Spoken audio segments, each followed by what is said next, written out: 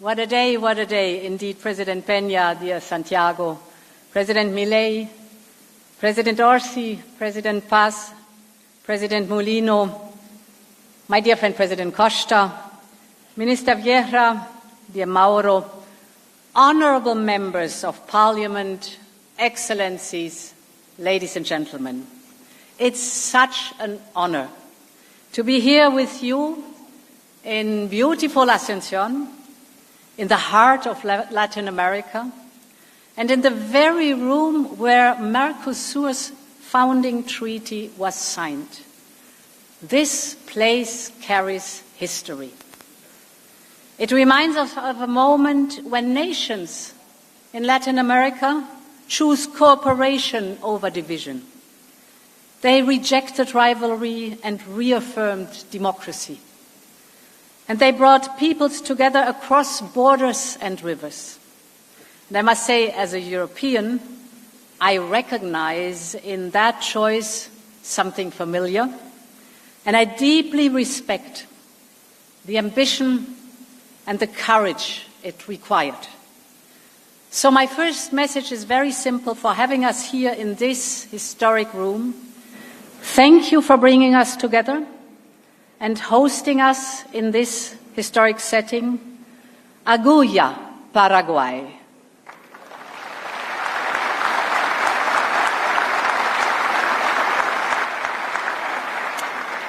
But this moment belongs to all the Mercosur nations. Therefore, from the bottom of my heart, I also say thank you to Argentina.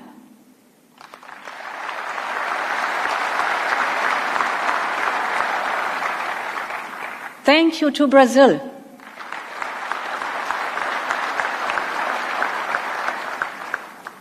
Thank you to Uruguay.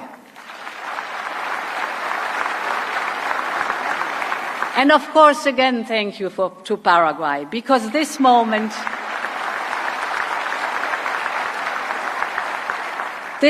is not only about bringing countries closer together, but about connecting continents. And each one of the Mercosur countries worked hard for this result. So today in this room we are signing an important document. It is basically the symbol of a new partnership between Mercosur and Europe.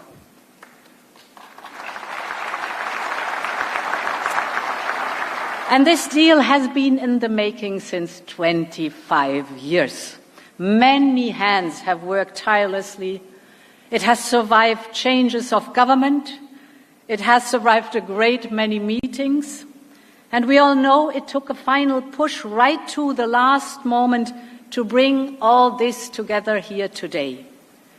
We are creating the largest free trade zone in the world.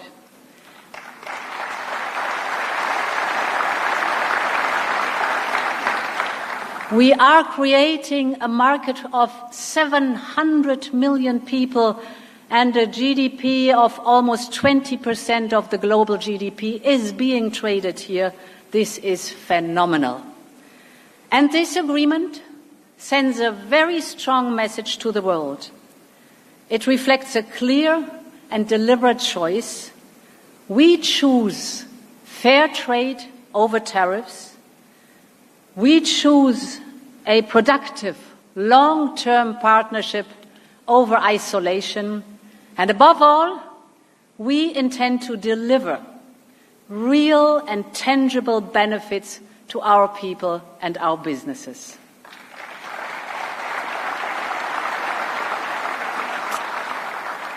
And let me highlight 3 points. First, the economic benefits of this partnership. They are crystal clear. Already today, Europe is the second largest trading partner in Mercosur. Europe is the biggest foreign investor in the region. It's such a wonderful region, so there's a good reason for it. And this deal will remove tariffs and other barriers to trade. It will open up public procurement. It will provide a clear, rules-based framework to encourage investment and trade to flow. And this will greatly benefit companies on both sides. This includes, for example, the 60,000 European companies. Half of them, 30,000, are small and medium companies that are already exporting to this fantastic region. So this will create, on both sides, jobs, opportunities, and prosperity. This is outstanding.